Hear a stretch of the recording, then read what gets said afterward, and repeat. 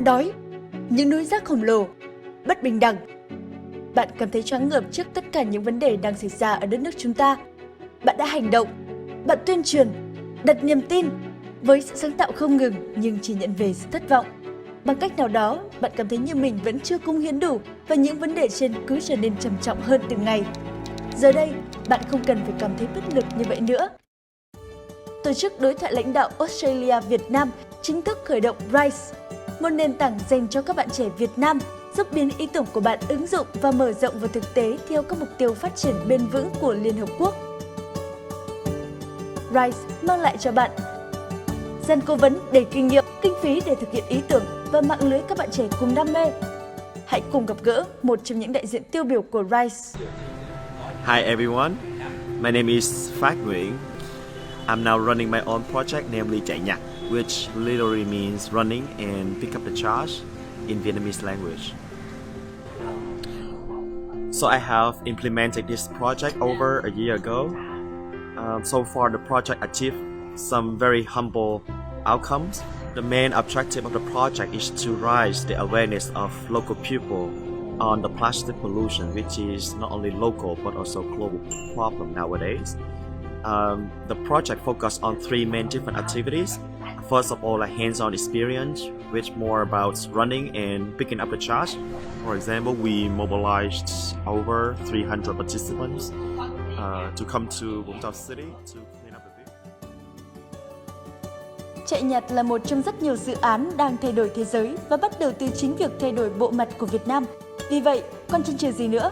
Đến với RISE, bạn có thể cùng chúng tôi hành động để thế giới trở nên tốt hơn. Hãy trở thành một thành viên trong đại gia đình của RISE. Chúng tôi muốn bạn hãy suy nghĩ, hãy làm, hãy hành động, thực hiện việc nhỏ, cho đi việc lớn hoặc cống hiến hết mình. RISE sẽ biến ý tưởng của bạn thành hiện thực và cùng bạn thay đổi thế giới tốt hơn theo cách mà bạn mơ ước. Vì vậy, hãy tham gia RISE ngay bây giờ và cùng nhau vươn xa hơn.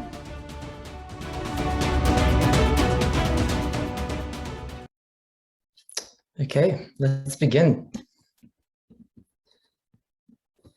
Hi, Excellencies, distinguished guests, emerging young leaders of change and innovation. A very good morning to you all, and thank you for joining us. Before we begin, I would like to acknowledge the traditional custodians of the land in which I'm calling at Sydney, the Gadigal clan of the Eora Nation, and pay my respects to elders past, present, emerging, and I'd like to extend that respect to all Aboriginal and Torres Strait Islander people here today.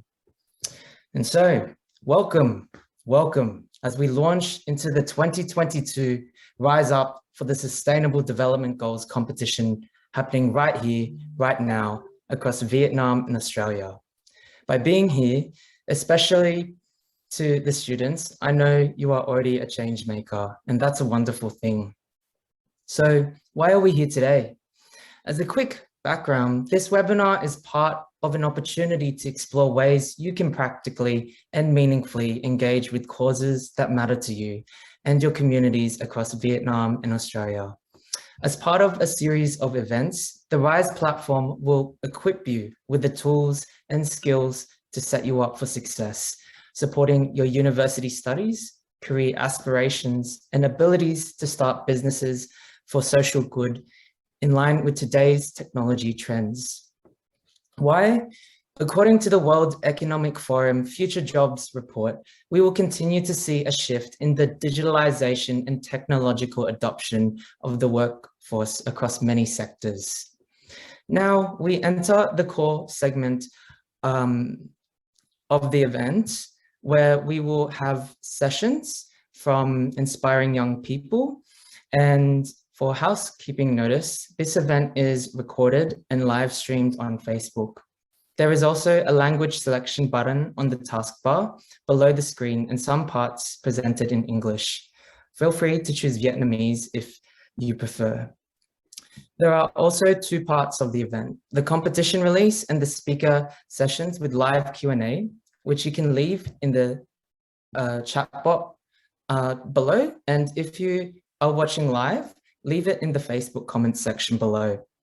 As a bonus, stay tuned all the way to the end as I reveal one of your keys to success. It's something that calls for your attention to remember and not want to miss. And I tell you, it will be rewarding. We will rise up, we'll rise from today. And so, before we go further, I would like to acknowledge and express special thanks to the organizations that have been on this journey with us. Without their support, none of this would be possible. With that, I'd like to thank our headline sponsor, the New South Wales Government, who have been tremendous with their support in making the vision of this Rise Up project come alive. I also extend appreciation to our major sponsors from the hardworking teams of RISE, the Australian Vietnam Leadership Dialogue Steering Committee, supported by the board, Vina Group, OSLA, and UNESCO. This day, what's to come, and the community we have now would not happen without you. And now, a bit about me. I'm Joshua from Australia, working with Macquarie University's Student Mobility Team, serving as a New Colombo Plan Alumni Ambassador and a scholar to Vietnam for the program. I am also an alumnus of Canva, where I worked in product marketing for design and technology, but really, I'm just a human like you. Above all, I'm a believer that young people, with all the tech and digital resources we have, can smash the glass ceiling to be drivers of positive change, creativity, and innovation in our society. I'll be your MC and moderator for today, like a big brother, as we start to explore ways to empower you to build tech solutions to community problems close to your heart, and you'll become a better person for it. To start us off, I'd like to introduce Nick Lee, board member and steering committee director of the Australian Vietnam Leadership Dialogue. Nick is also a product manager at PaidRight, where he is responsible for building all aspects of enterprise solutions in the payroll compliance space. Outside his work, he is passionate about social impact in the realm of education, gender equality, and responsible consumption and production. I now invite Nick. Over to you. Thank you, Joshua. Can everyone hear me okay? All right, I'm seeing not. Well, good morning, everyone in Vietnam, and good afternoon or mid-morning to those who might be dialing in from somewhere else today. For those whom I have not had the opportunity to meet, my name is Nick Lee, and I'm one of the board directors and a steering committee director for the Australia-Vietnam Leadership Dialogue. And it is my privilege and honor to be providing the opening remarks today for the RISE webinar. For those who have not heard of the Australia-Vietnam Leadership Dialogue, we are an independent non-for-profit that exists to nurture relationship, promote engagement, and incubate collaboration between Australian and Vietnamese leaders. Last year, in 2021, we officially launched RISE, a program of the Australia-Vietnam Leadership Dialogue, AVLD, to engage with young leaders like yourself in Vietnam, because we hold strong belief that you are the key to the futures of our countries and our world. At the height of COVID 2019, we launched RISE with a set vision in mind. We want to raise more awareness about the Sustainable Development Goals, and later to ignite the power and potential of young people by allowing them an opportunity to think global and act local, to brainstorm and turn United Sustainable Development Goals into action, scale, and sustain the impact of these activities. And more importantly, to encourage more people like yourself to join forces by those pioneers' examples. Today, I am proud and excited to officially launch and provide a welcome remarks for our upcoming event called Rise Up SDGs Mentoring Competition 2022. The event brought to you by the Australia-Vietnam Leadership Dialogue, along with our partners and sponsors, the New South Wales Government, VNG, OSLA, and UNESCO. It's an opportunity for you to meet like-minded young leaders from all over the country and work on societal challenge that resonates with you. And you will also have the opportunity to be mentored and talk with some of our delegates and business leaders in Vietnam. This is only the beginning of your leadership journey, and you showing up here today, especially given that it is 9:30 a.m. on a weekend, is a great start. So I congratulate you all on your first step to becoming the final contestant on the 2nd of July mentoring competition. And I do hope that I will see some of you there during that day. The webinar today is packed with amazing knowledge, information, and a real-life example of how you can build a better world tomorrow.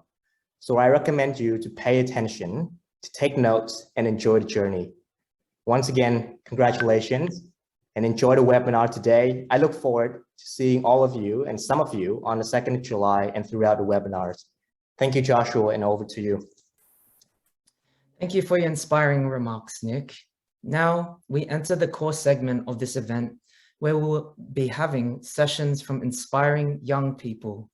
They will show you how they've been able to improve the state of their communities across Vietnam and Australia and advance the Sustainable Development Goals, or SDGs, as a force for good in the private, public, and higher education sectors.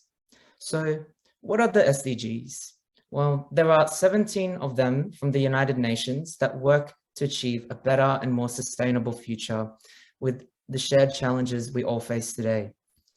I'd like to now introduce our first speaker, Han Chan, who is a culture officer at UNESCO Vietnam and leads Hanoi Rethink, a joint initiative of UNESCO, UN Habitat, and UNIDO to support Hanoi's strategic vision as a creative city of design. Youth empowerment is a major part of her work, and so she will provide an overview about what SDGs are and how important it is nowadays, particularly SDG 5, gender equality. I invite Han to come speak doing her presentation in Vietnamese. Over to you. Thank you. So thanks everyone for having me today. So I think I will switch into Vietnamese right now. Xin chào tất cả các bạn. Thì hôm nay tôi rất là vui mừng được mời đến để chia sẻ về SDGs, về các mục tiêu phát triển bền vững của Liên Hợp Quốc, với mục tiêu là đạt được những cái mục tiêu này vào năm 2030. Vậy thì trước hết thì tôi cũng như Joshua đã giới thiệu thì tôi đang hiện tại là làm tại văn phòng UNESCO tại Việt Nam và phụ trách lĩnh vực liên quan đến văn hóa và đồng thời là các cái hoạt động liên quan đến giới trẻ. Vì vậy nên là hôm nay cũng là một cái cơ hội để mà trao đổi và tiếp xúc với tất cả mọi người. Và lát nữa sau cái bài thuyết trình của tôi thì nếu mà các bạn nào có câu hỏi thì có thể đánh mấy câu hỏi lên cái phần chat và tôi rất là vui mừng có thể là trả lời và giải đáp những cái thắc mắc của các bạn. Okay, so how do I get the first slide? Okay. Vậy thì đầu tiên thì chắc là để giới thiệu cho mọi người là thế nào là mục tiêu phát triển bền vững thì của Liên Hợp Quốc thì tôi sẽ muốn nói qua về cái định nghĩa thế nào là phát triển bền vững. Thì đây là một cái định nghĩa của Liên Hợp Quốc, đó là phát triển bền vững là sự phát triển nhằm thỏa mãn các cái nhu cầu hiện tại của con người nhưng không tổn hại tới sự thỏa mãn các nhu cầu của thế hệ tương lai. Vậy thì đấy chính là những cái nguyên tắc chủ yếu trong những cái chương trình phát triển của Liên Hợp Quốc toàn cầu.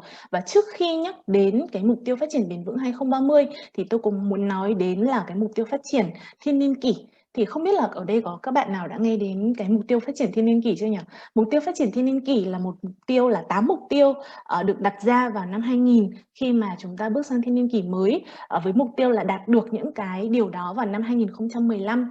Thì mục tiêu phát triển thiên niên kỷ thì nó bao gồm là xóa bỏ cái đói nghèo cùng cực, đến cái việc là ngăn ngừa HIV/AIDS, đến đảm bảo cái giáo dục toàn cầu.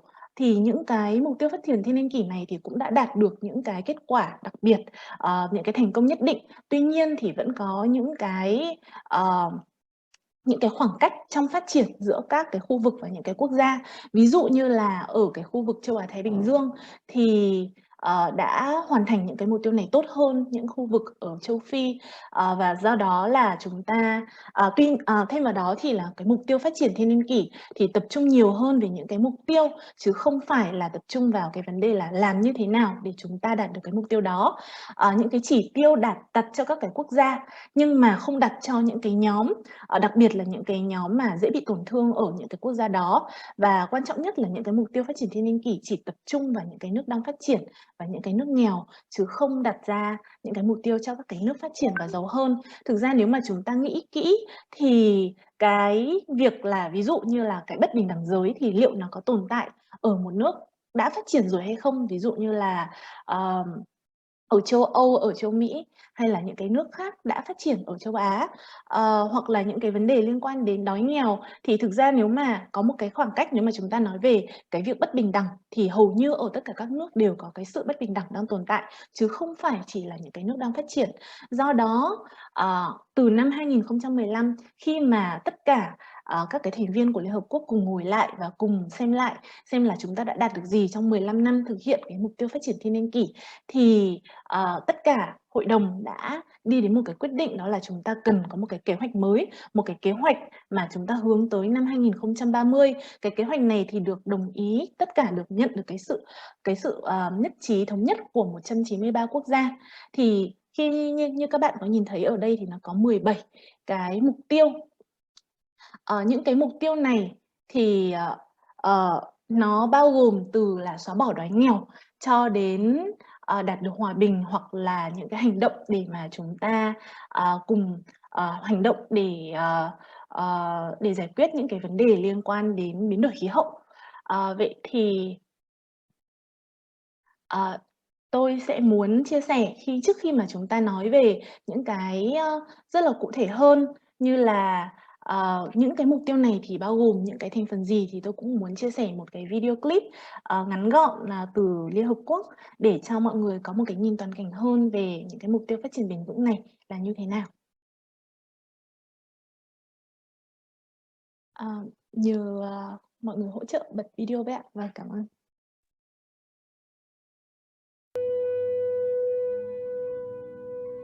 We can be. We must be the first generation to end extreme poverty. The generation most determined to fight injustice and inequalities. The generation that saves the planet from climate change. And this is how it will get done. The global goals. A 15-year plan For everyone. Everywhere. With no one left behind.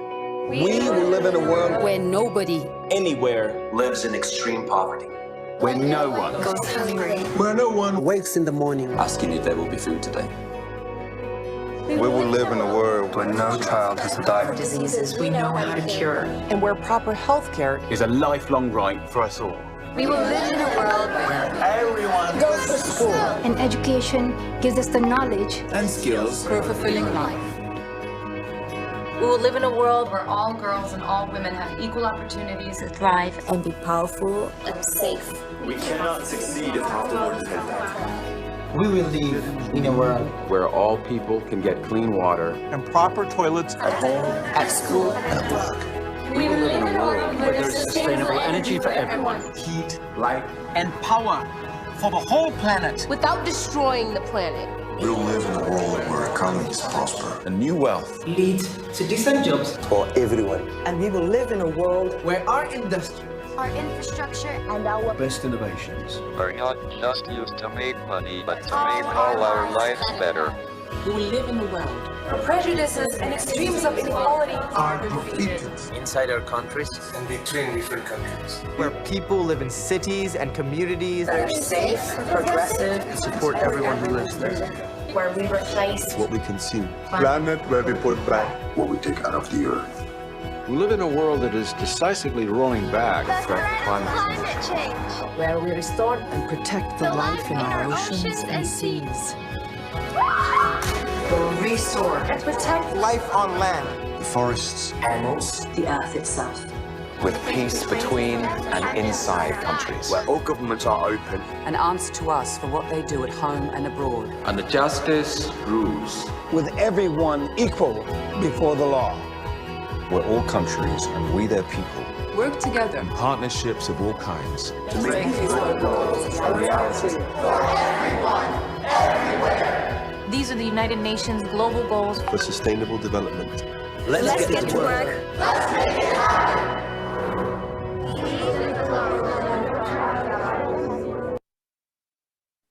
Vâng ạ, cảm ơn ban tổ chức đã hỗ trợ bật cái video này. Thì đây là tại vì là nó tóm gọn lại 17 cái mục tiêu phát triển bền vững một cách rất là dễ hiểu và giải thích cho mọi người. Thực ra có một cái chúng ta cũng cần phải hiểu, đó là những cái mục tiêu phát triển bền vững này là nó không phải là đặt ra để cho những cá nhân, mà thực tế là mục tiêu phát triển bền vững là đặt ra để cho các chính phủ và cho các quốc gia. Cho nên là đôi khi mà chúng ta nhìn vào những cái cấu phần của mục tiêu phát triển bền vững thì đối với cả các bạn trẻ hoặc là những bạn thanh niên thì sẽ cảm thấy là nó hơi xa lạ một chút.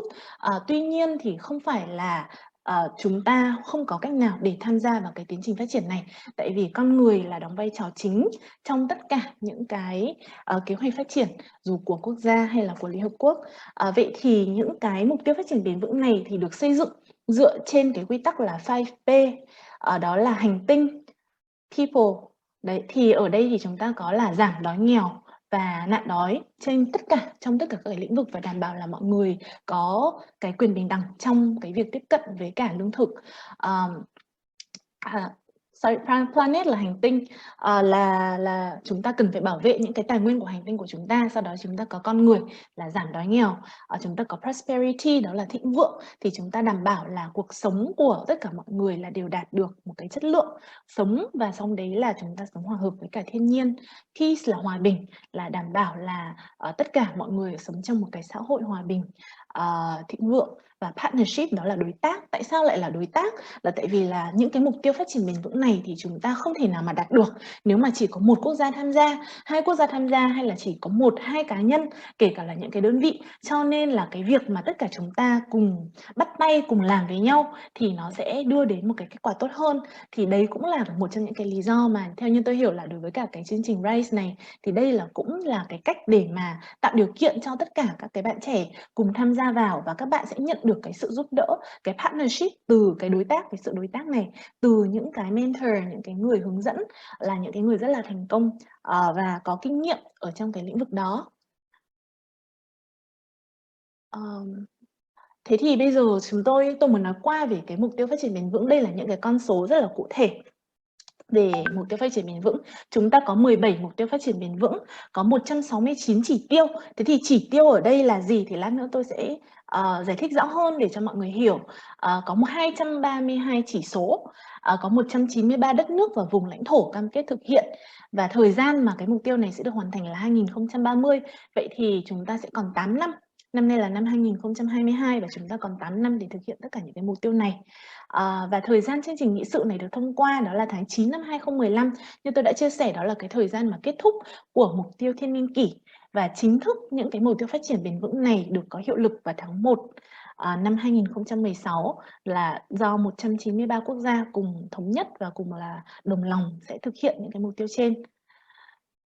Thế thì tôi muốn giải thích qua đó là mục tiêu, chỉ tiêu và chỉ số là như thế nào. Thế thì mình có thể hiểu là mục tiêu là một cái cam kết, cái tham vọng để giải quyết một cái vấn đề. Ví dụ như là những cái vấn đề về bất bình đẳng giới thì đấy là một mục tiêu. Chúng ta muốn đạt được mục tiêu cuối cùng của chúng ta, đó là đạt được cái sự bình đẳng về giới. Thế thì chỉ tiêu là gì? Chỉ tiêu là đầu ra hay kết quả cụ thể để giải quyết vấn đề nêu trên. Thế thì trong cái mục tiêu về đạt được bình đẳng giới thì chúng ta sẽ có những cái mục tiêu, chúng ta có những cái chỉ tiêu như là có bao nhiêu phụ nữ đóng vai trò quản lý ở trong các công ty, các doanh nghiệp, hoặc là ở trong quốc hội thì có bao nhiêu đại biểu là phụ nữ. Thì đấy là những cái chỉ tiêu. Và chỉ số là thước đo dùng để đánh giá cái tiến trình giải quyết vấn đề. Thì tại sao chúng ta lại cần chỉ số? chúng ta cần những cái indicators này, tại vì là đối với cả cái ngành phát triển thì rất là khó để mà chúng ta có thể đo lường được xem là cái công việc mình làm nó như thế nào. Nó không phải là như chúng ta làm kinh doanh. Khi mà chúng ta làm kinh doanh thì chúng ta chỉ có thể tính là ví dụ như là cái ngày hôm nay doanh thu của chúng ta là bao nhiêu, lãi của chúng ta là bao nhiêu và chúng ta có thể lỗ bao nhiêu. Nhưng mà đối với cả ngành phát triển thì cái đấy là một cái gì nó rất là trừu tượng. Có rất là nhiều chương trình phát triển có thể là đang diễn ra cùng một lúc. Chúng ta cùng cố gắng để đạt được một cái mục tiêu, đó là tăng cái GDP của quốc gia chẳng hạn. Nhưng mà mỗi một cá nhân, mỗi một nhóm thì sẽ hành động để mà đạt được cái mục tiêu đấy. Nhưng và cuối cùng nếu mà chúng ta chỉ nhìn đấy là GDP tăng được bao nhiêu thì chúng ta sẽ không biết được mỗi một cái nhóm là người ta đã làm được đến đâu rồi. Thế thì chúng ta cần đưa ra những cái chỉ số, những cái chỉ tiêu rất là cụ thể cho những cái nhóm hành động. Thì từ đấy chúng ta biết được là cái tiến trình mình đã làm tốt hay chưa ở trong cái lĩnh vực của mình và mình cần phải cố gắng những gì. Thế thì nói một cách dễ hiểu hơn thì bây giờ các bạn có thể nhìn thấy là đây là cái hình que kem hình trái đất, thì bây giờ cái que kem này nó đang chảy ra. Thì đây cũng là một cái mà tôi rất là muốn chia sẻ để mọi người biết là bây giờ đối với cả biến đổi khí hậu và nóng lên toàn cầu thì bây giờ trái đất của chúng ta cũng sẽ giống như cái que kem này.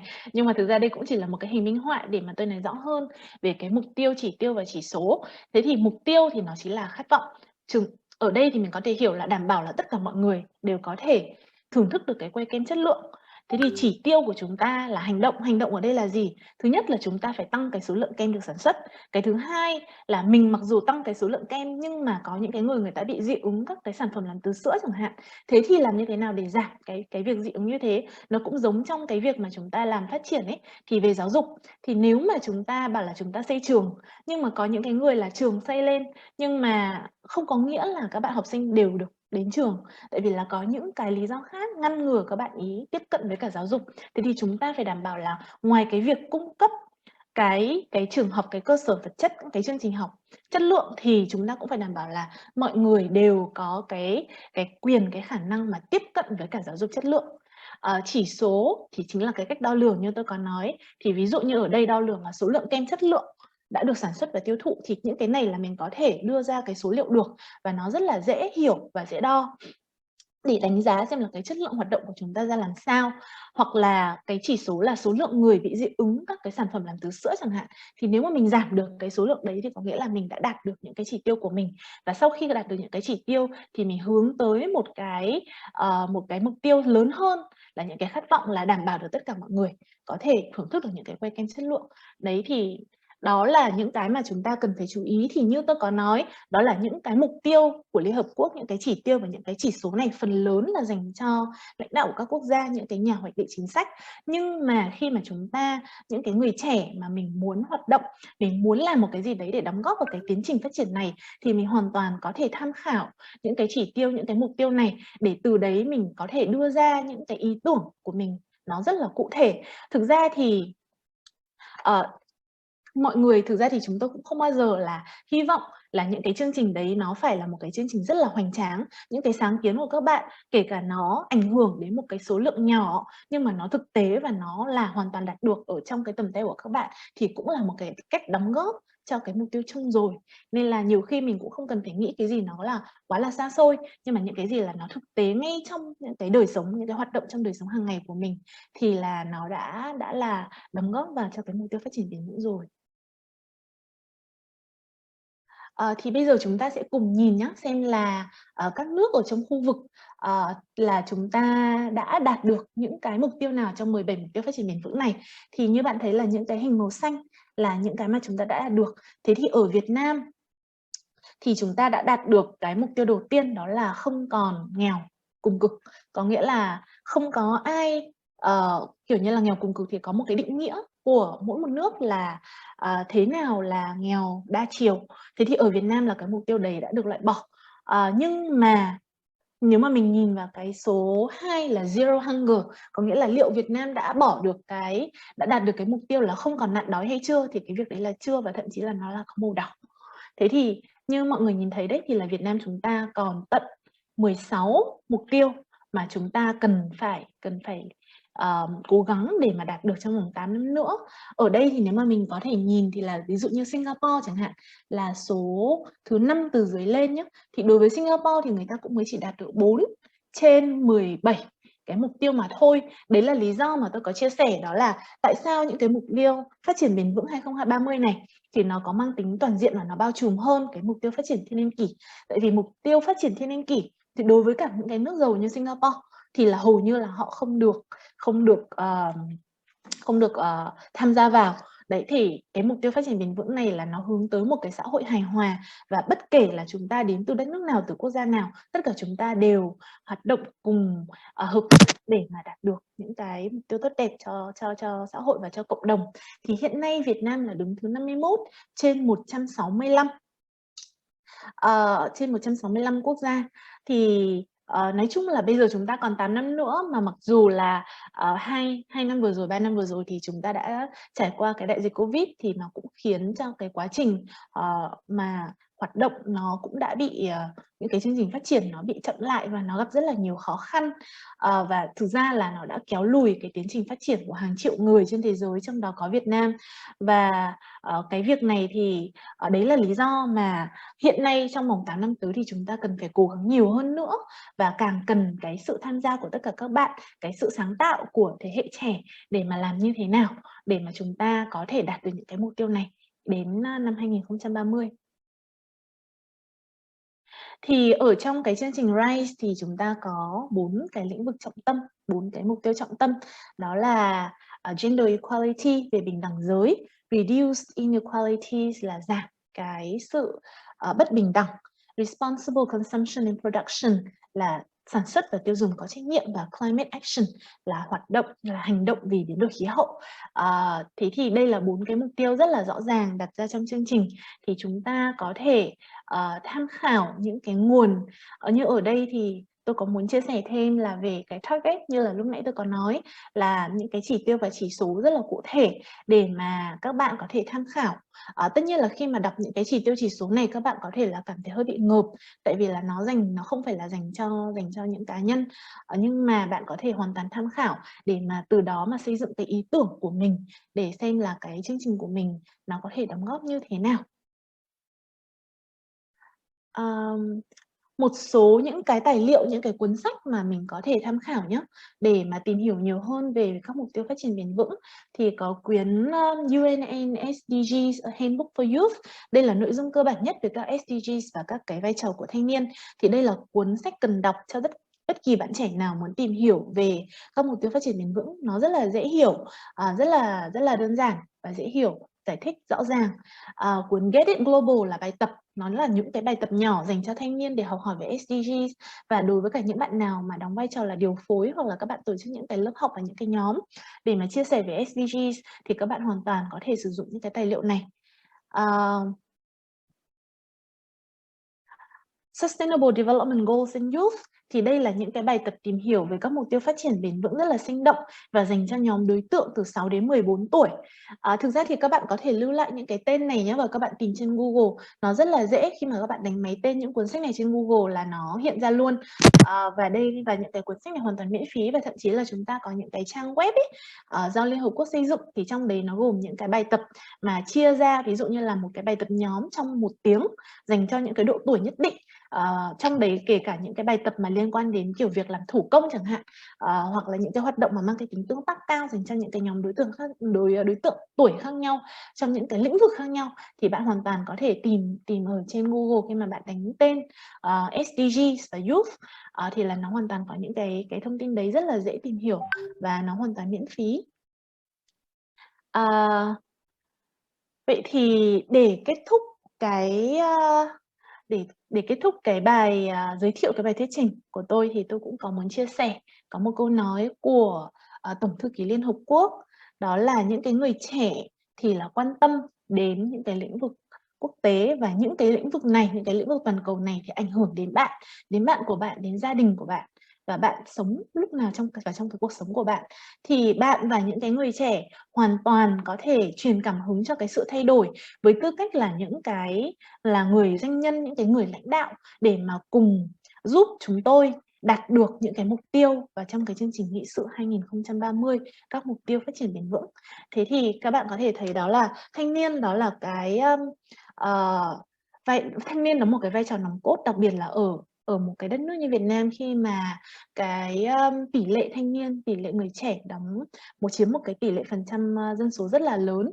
Vậy thì chính phủ Việt Nam hay là Liên Hợp Quốc thì vẫn luôn luôn mở rộng cánh cửa và luôn luôn kêu gọi cái sự tham gia của tất cả các bạn. Thì tôi cũng không biết là các bạn có biết không, nhưng mà thực ra phần lớn những cái chính sách của Việt Nam thì đều có, khi mà các cái nhà hoạch định chính sách thì có đưa ra một cái chính sách mới thì lúc nào cũng sẽ đăng những cái chính sách đấy trên những cái trang web của chính phủ và yêu cầu và chờ mọi người có thể đến để mà đưa ra những cái comments, đưa ra những cái feedback, đưa ra cái ý kiến của mình. Thì có lẽ là bây giờ mọi người chưa biết nhiều, nhưng mà các bạn có thể tìm hiểu những cái kênh đấy, những cái trang web của những cái bộ ban ngành luôn luôn có cái phần là mình có thể đưa ra những cái ý kiến của mình về những cái chính sách mới, đặc biệt là những cái chính sách liên quan đến thanh niên. Thì đấy là cách mà các bạn có thể tham gia vào cái quá trình hoạch định chính sách.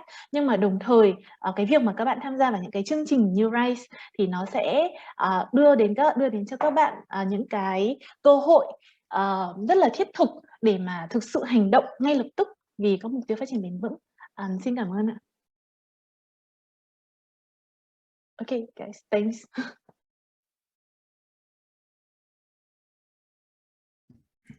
All right. Thank you for a wonderful session, Han. Next, I invite two speakers, Emily Doyan and Audrey Nguyen from Dragon Wagon. Emily is currently a Dialouge Scholar at the University of Sydney and an undergraduate student majoring in finance and marketing. Throughout uni, Emily was involved with the University of Sydney Foundation Program, Charity Champs Australia, and Sydney Marketing Society. As for Audrey, she's an undergraduate studying at the University of Sydney, also majoring in professional accounting, marketing, and is a student affiliate of ACCA Australia. Before, she was involved with Markham's Environmental Advisory Committee, United Associations of Vietnamese Students in New South Wales. Today, Emily and Audrey will speak to us about SDG 1, No Poverty, and SDG 12, Sustainable Production. Thanks, Audrey and Emily. Over to you.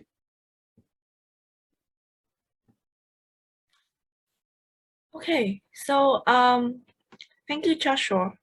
Hi, I hope that everybody feeling refreshed on this Sunday. I'm Audrey. And I'm Emily. We are both undergraduates from the University of Sydney, and we are happy to be here today with you. And welcome to the first 2022 RISE webinar.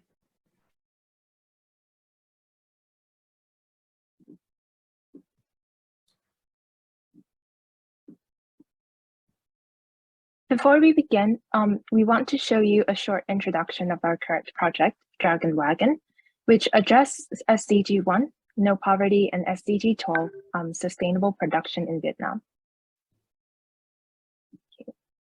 The impact of poverty is enormous. In Asia-Pacific rural communities, 3 out of every 4 people live below the poverty line, according to the UN, and are highly dependent on agriculture.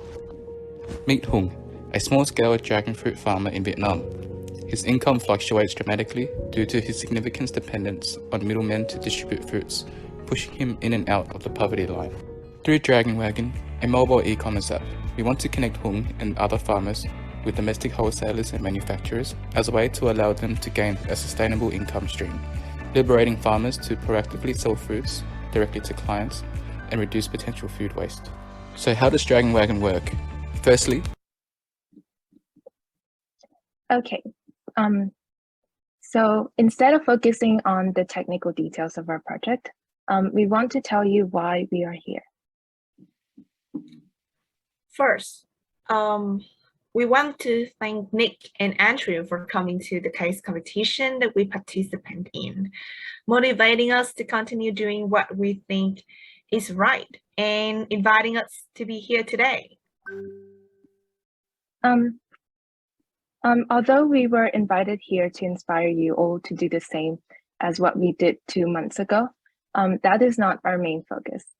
Instead, we want to join a conversation with you as young Vietnamese and share what we have learned during the development of our project to address SDG goals in Vietnam. So, as you might know, Every long journey starts with a small, simple step. You may not realize this, but attending today's webinar is a small step that you take in your journey and become a young future leaders. So thank you for making the right decision to be here today. So if we have only one message to deliver to you guys, that is to be authentic and to get there, be curious. If you guys see being authentic is the goal, being curious is how you will get there. Okay, so speaking of authenticity, many of us sitting here right now might not even seem to know what our future holds, right? So are we. So we don't even have a single clue at our very beginning journey. But what we know for sure is that we want to be authentic about our topic, which means you know why you do it. Authenticity does not always mean passion. What I mean here is not telling you guys to know what you love, because love is something. It is hard to be defined. And that is why we get lost in love all the time. As in Romeo and Juliet, Act 2, Scene 1,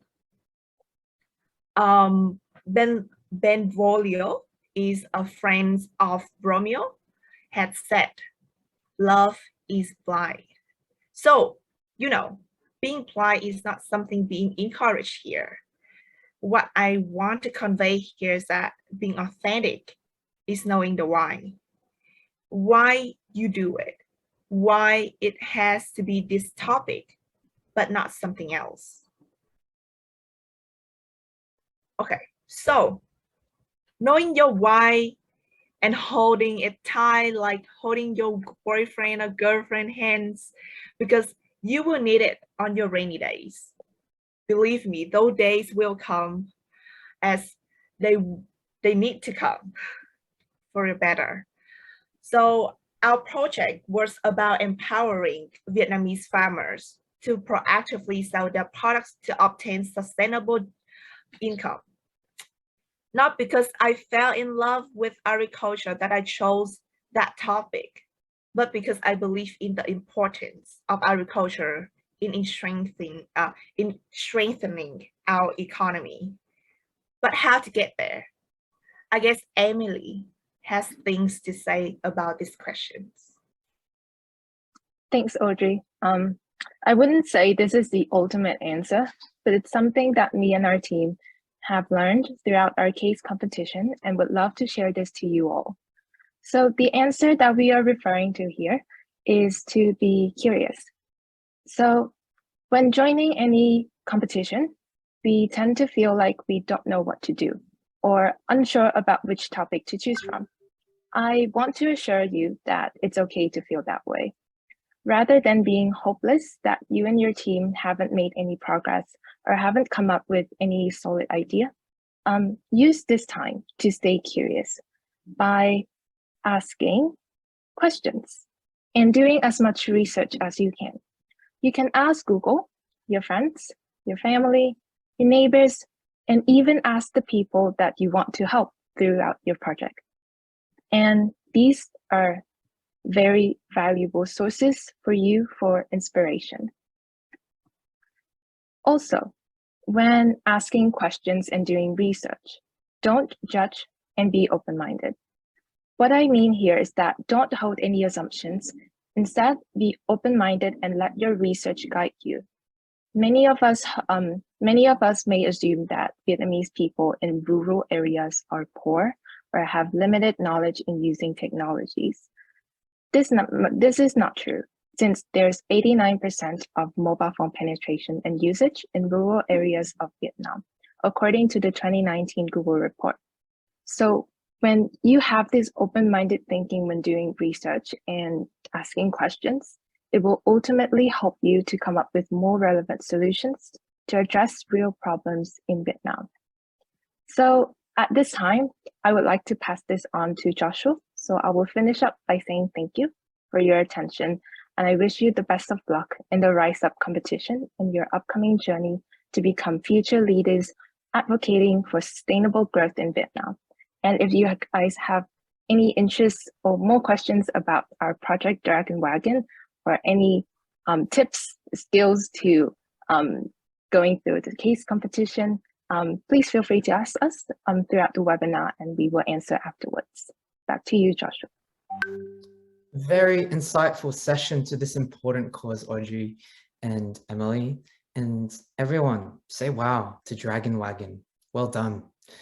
Next, we have Eric Jung from Viet Harvest. He is an undergraduate studying at the University of New South Wales, doing a Bachelor of Laws and International Studies with a special focus on Asia-Pacific politics and international development. Having worked with UNSW's ASEAN Society and recognized with Dean's List Awards, Eric will speak to us about SDG 10, Reduced Inequalities, and SDG 12, Sustainable Consumption and Production. Over to you, Eric. Thanks, everyone. Thanks, Joshua. Greetings, everyone, from Sydney, Australia. Before I begin, I'd just like to reiterate our welcome to country, a tradition in Australia in which we pay respects to the traditional owners of the land. I'm currently on Burphai land and would like to recognize our Indigenous peoples, as they always play an important role in preserving the traditional heart and cultural spirit of Australia. Kwe Hong, everyone. I'm Eric Jung, as you know, a volunteer at Viet Harvest. It is actually so encouraging to see such a passion for the Sustainable Development Goals within all of you here today. Yeah, the SDGs are such a noble aspiration and a constant reminder that each of and every one of us have the duty to ensure that we cultivate a better future for us and the generations to come, that we will sow the seeds of sustainable and shared prosperity. So I work for a very new and very exciting social enterprise that's setting its roots in Hanoi, but with big dreams of growing into cities across Vietnam, from Da Nang to Ho Chi Minh City. Seeing as we are a relatively new organization, this for many of you will be the first time hearing of us. So who are we? Viet Harvest comes from a long lineage of food rescuing organizations, beginning from Oz Harvest in Australia, spreading to New Zealand, United Kingdom, and even South Africa, surprisingly. But our co-founder, Louise Tran, the one in the corner, left-hand corner of the picture, yeah, came from this very network of Australian Vietnamese leaders. But what is it that we actually do? What do I mean by food rescue, and why does food need rescuing in the first place? It's not like it's being threatened, but food waste is the threat. Even though food waste is strongly against our culture, I'm sure you all have experienced some sort of food waste before, whether that be at a function, party, or even in your own home. Our founders recognize that this same problem occurs on a massive scale within the food industry. Take dragon fruit, for example. Thanks, Dragon Wagon. Consider the amount lost from farm to warehouse, where fruit is sorted between damaged, ugly, and perfect. Then from warehouse to wholesaler, from wholesaler to individual retailers, where so many are not bought despite being fine. This is a major issue globally, and it also unfortunately happens in Vietnam. We at Viet Harvest recognized this when it was revealed that Vietnam annually loses 694,000 tons of meat, 7 million tons of vegetables and fruits, 805,000 tons of seafood during the preservation and transport process. And this isn't even counting the food that's lost at the retail stage, like when you buy it from the grocery stores. So this harvest was created to try and reduce this number using the harvest model. Because the only way we can tackle these global issues of unsustainability is at the local level, country by country, city by city, and neighborhood by neighborhood. And that's how the harvest model basically works. At each step of the supply chain, Viet Harvest steps in to pick up fresh and excess produce from the farms, or almost expiring products from retailers, and delivers it immediately to where it's most needed. this being the most vulnerable and underserved in the community. Utilizing a fleet of transport vehicles, we deliver these very needed items to charities and organizations that really need it. So from the single aim of reducing food waste, Viet Harvest and the whole harvest model can currently achieve so many other SDG goals, and so can you. So by aiming to redistribute perfectly fine food to the underserved in society, we achieve SDG 2, zero hunger, SDG 10, reduced inequalities, SDG 11, sustainable cities, SDG 12, sustainable consumption and production, and surprisingly, SDG 13, climate action, something I'll discuss later. But being brand new, Viet Harvest, however, is obviously it's in its pilot phase due to the disruptions of COVID-19. But we haven't been sitting idly during the pandemic. We've been more busy than ever, and some of the programs that we have been focusing on our pilot program. So in 2000 to 2001, at the onset of COVID-19, Viet Harvest ran a pilot program with a group of passionate volunteers. This involved rescuing baked goods from Yunsan Bakery in Hanoi and delivering it to the students at Koto alumni. You can see the full process here happen on our YouTube channel. Find it after this. And this was followed by our webinar event. So back in April this year, Viet Harvest ran our first ever webinar event funded by the Australian Department of Foreign Affairs. This event was aimed at building a community of like-minded organizations from both Australia and Vietnam. And this webinar event was focused on sharing each other's journeys towards achieving sustainability within our respective communities and industries, learning from each other about how to better prevent food waste and how to sort of reduce inequalities in our society, right? So we had speakers from Sunrise, we had speakers from chefs who were discussing ways to creatively use food. So like the rind of a watermelon, the green part that normally we wouldn't eat, but they've managed to incorporate it into their recipes. But most importantly, we had a speech from one Clementine O'Connor from the United Nations Environmental Programme, who shared with us the report that she had been working on, which directly linked food waste to global warming, calculating that food waste accounts for 8 to 10% of greenhouse gas emissions, thus providing an even greater impetus for all of us to tackle food waste where we can. And a reminder that each step that we take to reducing food waste in our organizations and personal lives is a step in the right direction. So bringing this community of passionate Australians and Vietnamese together, where we could each learn and share and understand how we could apply sustainable practices in our lives, was a small step progressing the SDG agenda. In the coming weeks, Viet Harvest is hosting the second part of our Future of Foods program, which is an in-person workshop in Hanoi, where again, we will showcase to Vietnamese businesses, organizations and members of government the potential paths to sustainability through food waste reduction and how that can have an impact on the most vulnerable in society. We have an amazing lineup of speakers stretching from our founder of Oz Harvest, Ronnie Khan, to the Deputy Director of Corporate Social Responsibility at Aeon Retail. Hopefully some of you have been to their shopping centers. Yeah, so we are always keen on recruiting more volunteers wherever you may be to help us in the local fight against food waste and the global fight towards sustainability. But more importantly, what I hope that you guys have gotten out of today from me speaking is that Viet Harvest, our showcase, has demonstrated the many ways in which you all can strive to achieve the SDGs in your own unique ways. Basically, if each of us dedicate ourselves to our most passionate goals, for us, that was reducing inequalities and reducing food waste, that's where we can create true impact. Yeah, so thank you all for being such great leaders. I'll end there. All right, awesome session, Eric, and great work in tackling 2 of the SDGs. And lucky last, we have Hadi from AgriMice. I'll just briefly introduce Hadi, who is a diligent person with a passion for all things investing in startups. He is a Dialouge scholar studying finance and software engineering at the University of Sydney, having worked as a youth peer educator and winning the Asia Engage Innovation Challenge. He won't be here with us today, but just wanted to give a shout out to Hadi on his work with SDG 13 climate change.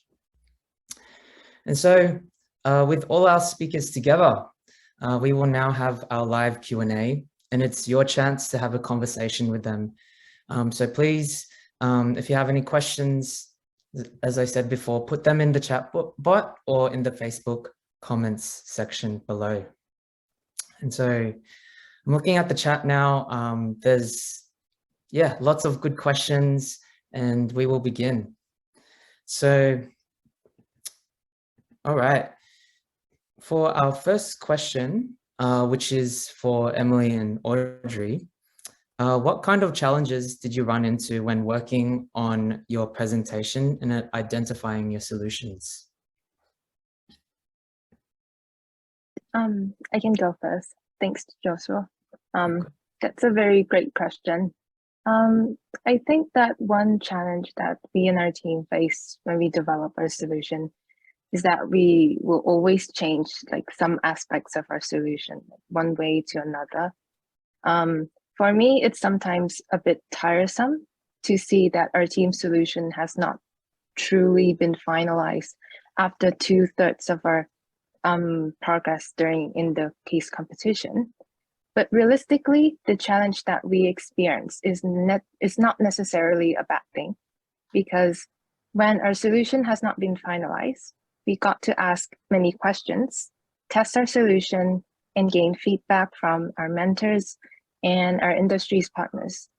I even remember that one industry partner from Alibaba recommends us to inject collagen into farmers' fruit, which was not very much relevant to our solution addressing the SDG goals. But overall, every feedback is important, given to us is very valuable. And from there, we eventually improve and decide on our current solution, which is Dragon right now. So, yeah. Yeah, awesome. Thanks for sharing your insights, Emily. You've got any insights to also share, Audrey? Oh yeah, definitely.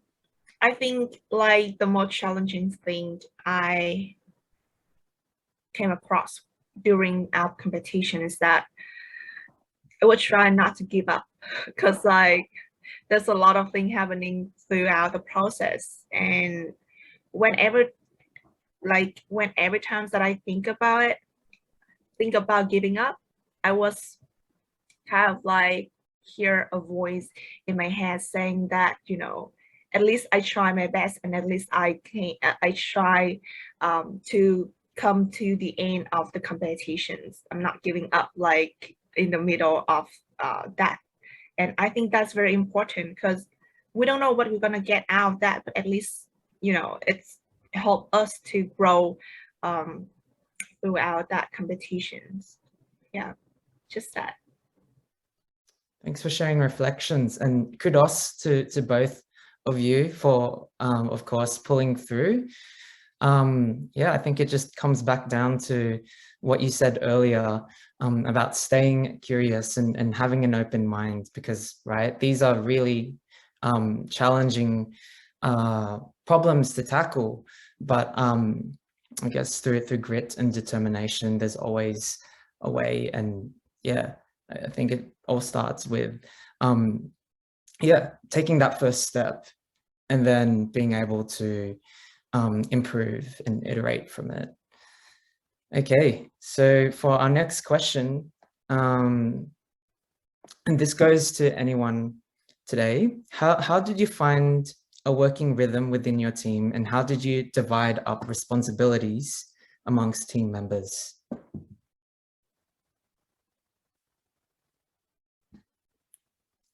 Anyone want to take it?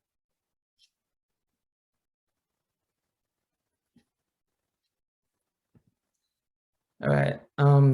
What's your take on this, Eric? Hi, sorry, could you just repeat the question again? Yeah, sure. How did you find a working rhythm with your team, and how did you divide up responsibilities amongst team members? Okay. So this is something that I guess I've experienced in both at Viet Harvest and like other places like my society. Something that you or your team will really need to focus on, like at the onset, is deciding who the team leader is, right? I'm very into making consensus decisions, but it is important to have someone who can sort of direct the rest of the team and like make decisions based on not like kind of like an impartial but also informed sort of basically they can make informed decisions. So through a team leader you can then divide down the workload based on people's specialties, their interests perhaps, right? So either in my society we have our president who obviously divides the work up for each director portfolio. At Viet Harvest we have my boss Louise, and we have a whole team of colleagues who specialize in different things. So you'll find as you work with your team more that people will have sort of more interest in one area, or they'll have sort of better skills in either creating PowerPoint slides or research or speaking perhaps, right? So you'll have to find where everyone excels in and sort of divide it according to that. But at the same time, sort of like facilitate cooperation by sort of like sharing these responsibilities as well. Don't just like delegate it all onto one person, right? Like in games, I know we have people who carry, but yeah, we kind of try to avoid that in real life. Yeah, thanks for sharing your experience, Eric. And I think a key theme that has come up, especially on the note of leadership, is this idea that leadership really is of being of service to others as opposed to a title. And yeah, in reflecting on experiences as well, it's it starts with self-awareness and seeing how you can sort of unlock the potential in others. All right, and we've got another question. So this one goes to Han. If I want to know more about your solutions or reach out to you, how do I do that? From one of our members of the audience. Is that for me? Yeah. I don't know if I should speak in Vietnamese or in English. Okay, I'll just go with English then. So currently I'm working for UNESCO, and I'm the coordinator for the youth program at the UN in Vietnam. So in Vietnam, we currently have a couple of agencies working on the main theme, and youth is our cross-cutting issues. And I'm the coordinator, so you can reach me via my email. I'm gonna share my email on the chat box, and if you want to get to know more about our programs, you can get online to UNESCO Facebook page or UNESCO website, and the UN United Nations in Vietnam Facebook page and websites, and we have information about our programs. But I just want to share that mostly our programs are related to government, because it's the nature of the UN. So we work directly with the government, and sometimes we have projects with the community, but the project for the community is the way for us to showcase to the government that this actually works out. And from that, we advocate for policy changing or advocate for policy. So I'm gonna share my email on the chat box for anyone who wants to reach out and get to know more. And if you have any specific question for me, just feel free to send me an email. Awesome. Could you also do that in Vietnamese also? Yes. Okay. Thì hiện nay thì tôi đang làm ở văn phòng UNESCO tại Hà Nội, và đồng thời cũng là ở trong Mà ở trong nhóm hành động vì gọi là gì nhỉ? Nhóm các tổ chức Liên Hợp Quốc mà làm các cái hoạt động liên quan đến thanh niên và giới trẻ.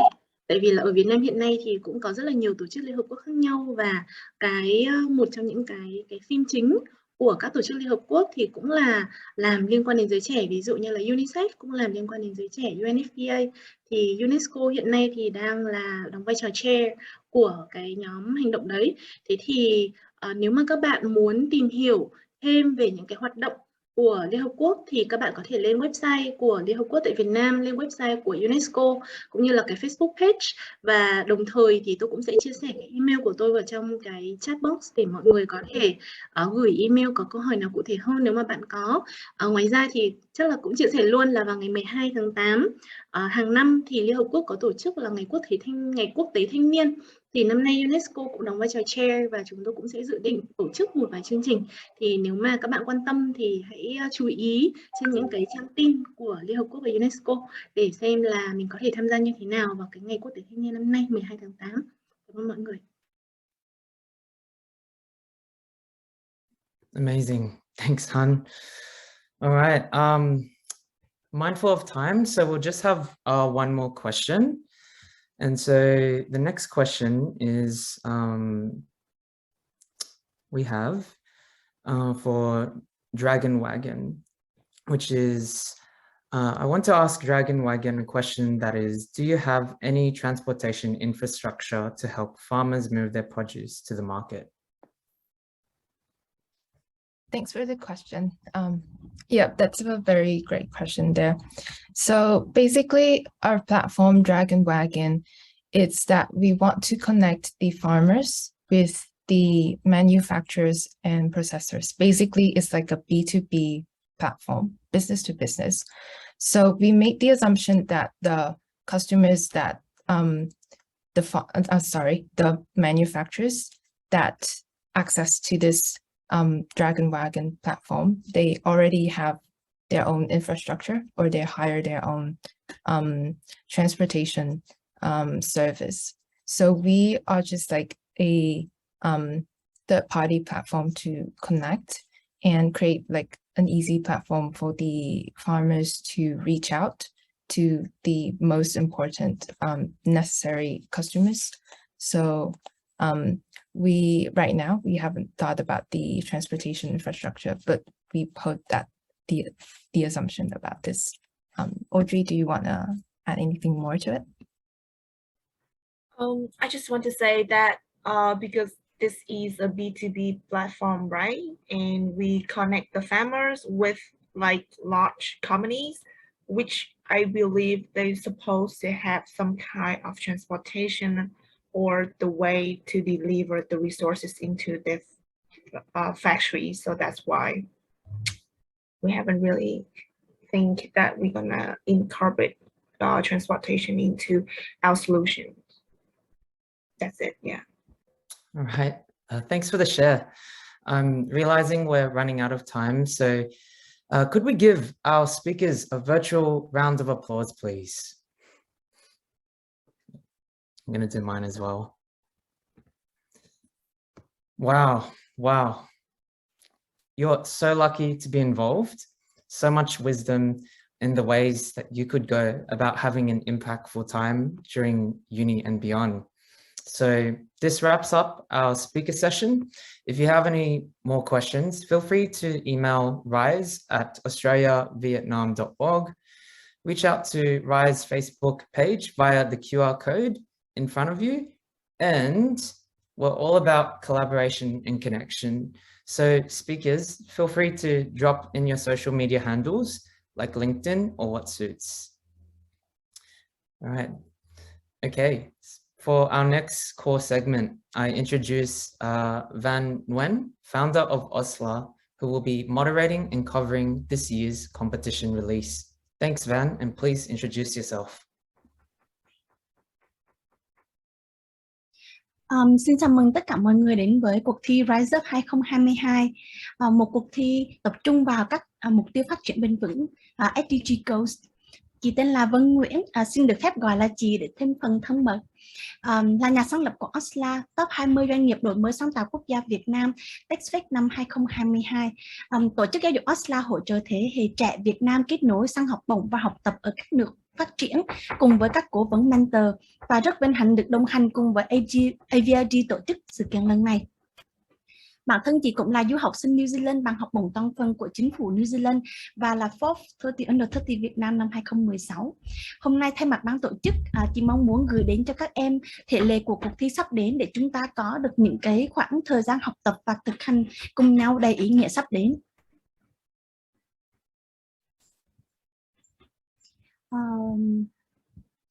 Okay.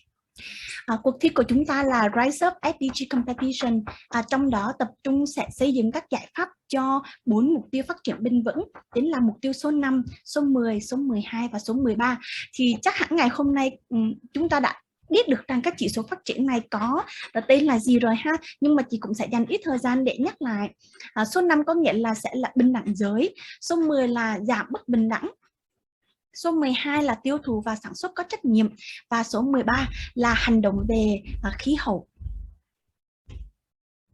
Như vậy thì đến với cuộc thi của chúng ta thì mục đích của cuộc thi chính là để tạo ra một cái nền tảng cho nền tảng để cho chúng ta hoạt động và hỗ trợ lẫn nhau, xây dựng các ý tưởng phát triển bền vững để tạo ra cơ hội cho giới trẻ được cố vấn bởi các đại diện đến từ SDG cũng như là của AVRD. Và tiếp theo đó thì cuộc thi sẽ nâng cao những cái nhận thức và tạo ra một cái mạng lưới tốt cho chúng ta với kết nối với những nhà lãnh đạo trẻ khác, nhấn mạnh tầm quan trọng của các chỉ số SDG của Liên Hiệp Quốc và kết nối chúng ta với cái sự phát triển thịnh vượng của Việt Nam tương lai. Và cuối cùng thì để nâng cao các vị thế của các trường Đại học New South Wales, thể hiện được cái cách thức của họ chính là tham gia cuộc thi với tư cách là các tổ chức giáo dục hàng đầu và giúp cho chúng ta gắn kết giữa Đại học New South Wales, các trường đại học của tỉnh bang New South Wales và các lãnh đạo trẻ của Việt Nam. Như vậy thì đây chính là timeline của chương trình. Đầu tiên để bắt đầu cái timeline này thì chúng ta đã có cái sự kiện ngày hôm nay là Chủ nhật ngày 12 tháng 6. Và mục đích là chính là giúp cho các em có một cái nhìn tổng quan ngắn gọn và các kiến thức cơ bản về cuộc thi cho những người tham gia. Sau đó thì chúng ta sẽ có từ ngày thứ Hai 13 tháng 6 cho đến ngày thứ Sáu ngày 17 tháng 6. Chúng ta sẽ có một cái vòng quiz để chọn ra 60 bạn thí sinh tốt nhất tham dự chính thức vào các vòng tiếp theo của cuộc thi. Và thể lệ của vòng quiz này như thế nào sẽ được trình bày trong slide tiếp theo. Vào ngày Chủ nhật 26 tháng 6, chúng ta sẽ có một cái workshop để giao lưu với các cố vấn, sẽ giúp cho chúng ta hiểu rõ cách thức để làm một bài thuyết trình ấn tượng, các kỹ năng cần có để thiết kế và tạo ra video clip giúp cho các em có thể tự tin bước vào phòng trình bày ngày 2 tháng 7. Vào ngày 18 tháng 6 cho tới ngày 2 tháng 7 chính là thời gian chúng ta sẽ làm việc teamwork với nhau và chúng ta sẽ có 60 thí sinh xuất sắc nhất để hình thành nên 6 team và mỗi team sẽ có 10 thí sinh. 10 thí sinh chính thức của cuộc thi sẽ kết hợp cùng với một mentor đến từ ban tổ chức. Đây là những anh chị đã rất là thành công đến từ Úc, đến từ Việt Nam hoặc là có sự gắn kết với đất nước Úc để có thể cố vấn cho các em tự tin vào cái vòng chinh phục chính là ngày 2 tháng 7. Đối với ngày 2 tháng 7, buổi sáng chúng ta sẽ có thời gian để giao lưu với mentor, giao lưu với các bạn thành viên và từ đó rehearse cái bài thuyết trình của mình. Và buổi chiều thì chúng ta sẽ được chính thức trình bày trước AVRD, trước nhà sponsor Investment New South Wales, trước ban lãnh đạo của VNG cũng như là tổ chức giáo dục OSLA.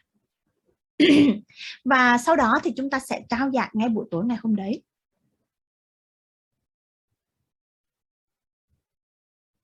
Vậy thì tại sao ngày hôm nay là rất là quan trọng? Bởi vì tất cả những thông tin ngày hôm nay sẽ được include ở trong cái vòng quiz. Vòng quiz thì ban tổ chức sẽ gửi ra cho các em và sẽ active từ 1 giờ sáng ngày 13 tháng 6 cho tới 8 giờ sáng ngày 17 tháng 6. Và thông tin thì sẽ rất là hữu ích nếu như mà các em đã tham gia ngày hôm nay hoặc xem lại livestream. Và chúng ta phải check in ngày hôm nay thì mới được gửi cái link thư mời tham gia cái vòng quiz này. top 60 sẽ căn cứ trên cái số câu trả lời đúng nhất, và nếu như cùng với câu trả lời đúng nhất đấy thì sẽ tiếp theo là thời gian các em hoàn thành được sớm nhất. Thời gian này thời gian này không phải được tính trên thời gian làm bài, mà thời gian hoàn tất và bấm submit form cho ban tổ chức. Như vậy em hoàn toàn có thể dành 1 ngày hay 2 ngày để làm, miễn là cái thời gian em bấm submit cái form đấy thì ban tổ chức sẽ ghi nhận.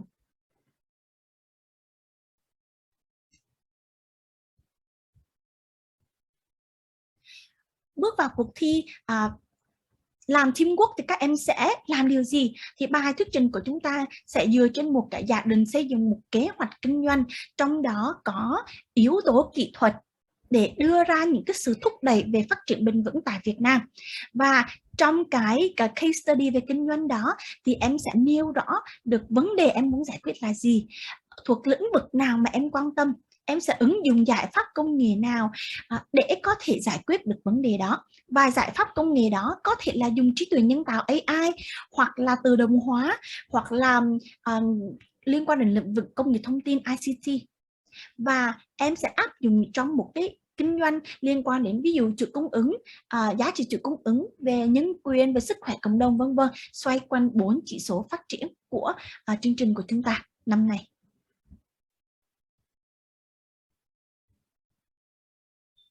Vậy thì chắc hẳn các em rất là tò mò về tiêu chí chấm điểm của bài thuyết trình sẽ là gì.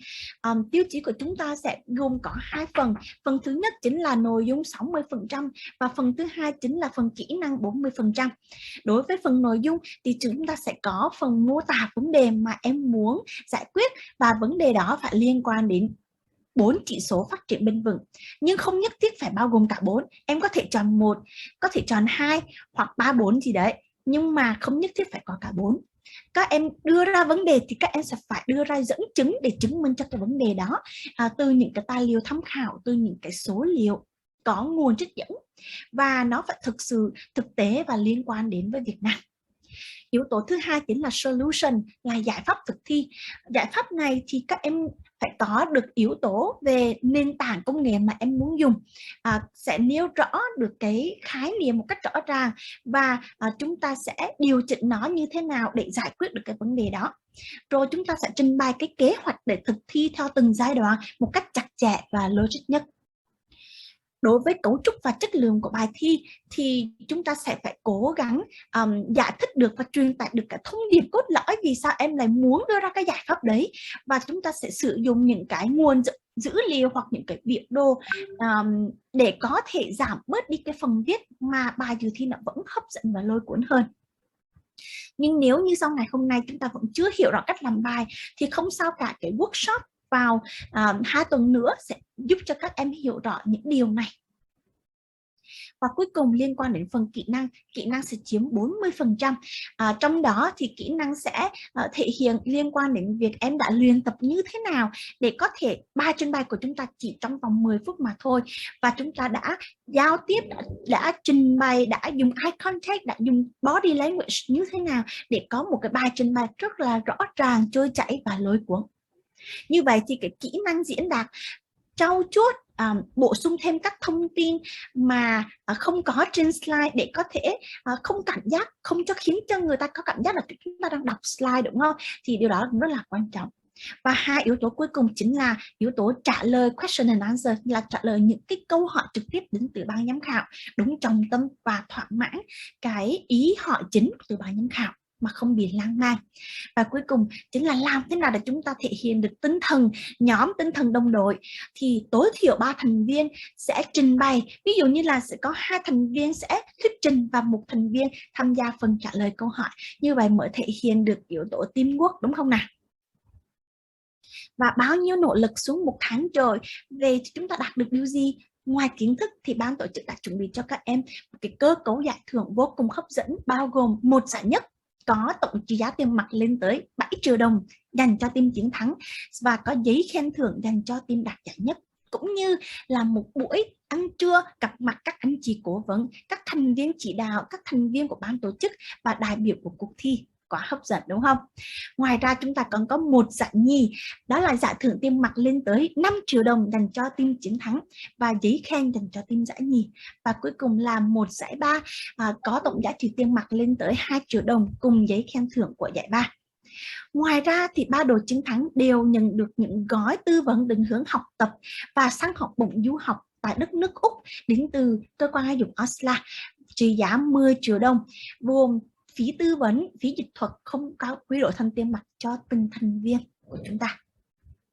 Và ngoài ra nếu như chúng ta không đạt được 3 giải chính thức của cuộc thi thì chúng ta còn có 2 giải thưởng phụ nữa, sẽ là 2 giải bình chọn People Choice, tổng trị giá tiền mặt lên tới 500.000 đồng mỗi giải.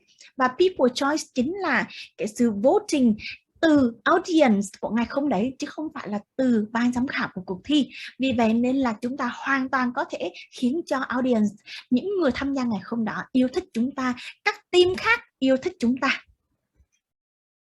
Và nếu như chúng ta không thắng giải thì cũng không sao cả. Các em hoàn toàn top 60 tham gia chính thức cuộc thi sẽ nhận được giấy chứng nhận tham gia bởi AVRG và cơ quan chính phủ Investment New South Wales cùng huy hiệu đánh dấu ghi nhận của các em ở trên LinkedIn cho toàn bộ các thành viên. Và hoàn toàn tất cả những điều này là ban tổ chức dành cho các em để các em có thể bổ sung vào profile xin học bổng, làm giàu thêm CV và sự khác biệt của bản thân mình so với những bạn khác đồng trang lứa. Như vậy thì cuộc thi của chúng ta rất là hấp dẫn, không đến từ giải thưởng mà còn đến từ giấy chứng nhận của cuộc thi, nên các em hãy cố gắng, và sự cố gắng này bắt đầu từ vòng quiz nhé. Và đó là phần kết thúc phần trình bày của chị vào ngày hôm nay. Và nếu như các em có câu hỏi gì thì hoàn toàn có thể hỏi hoặc là tham gia vào group Zalo chính thức của cuộc thi để đặt câu hỏi cho ban tổ chức. Thank you so much. I just finished my presentations and hand back to George.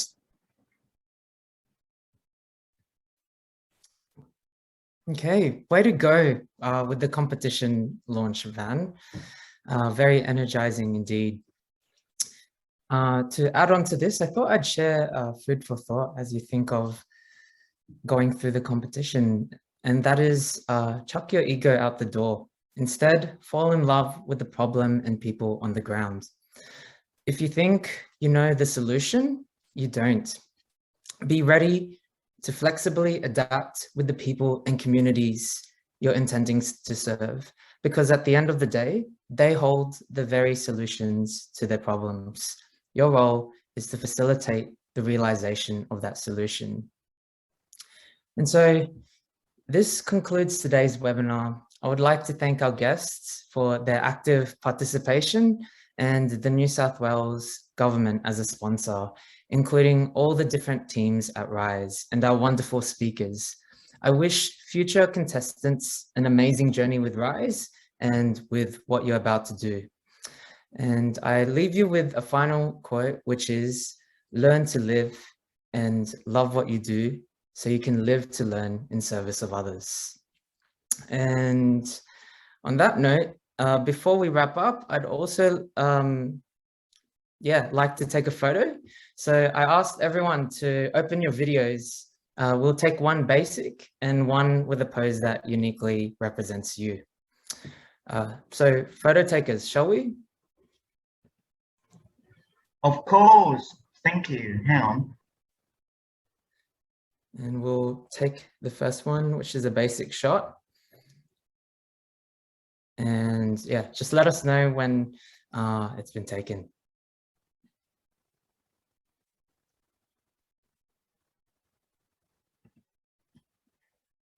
Hold your poses, everyone.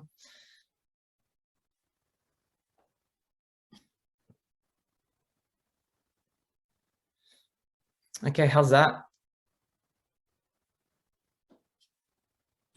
I think we're waiting for the host to stop sharing screen, so just a moment. Okay, no worries. Hello, Josh. How are you doing? I'm well, thanks. How are you?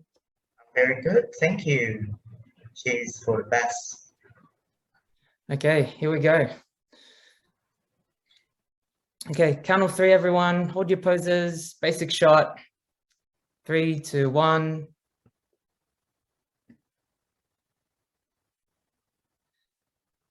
Photo takers, let us know when it's all good.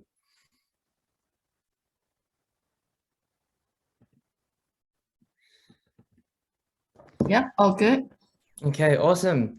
And for this one, we'll take a pose that uniquely represents you and yeah, how you found today's webinar.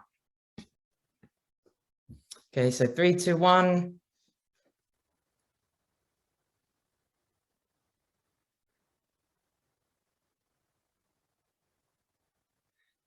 Hold it just a bit longer.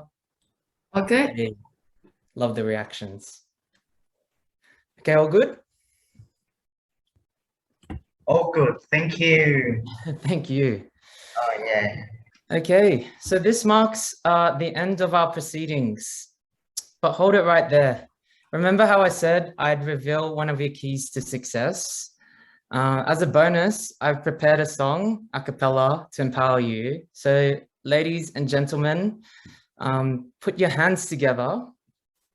Put your hands together because, oh, when you're living on faith, oh, when the working don't pay, something's got to give, something's got to give.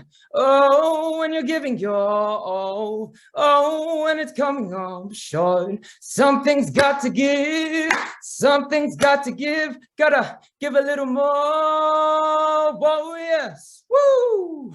When the going gets tough, gotta give a little more, whoa, yes. In the name of rise and your future, something's got to give. And as tech change makers, it starts with you.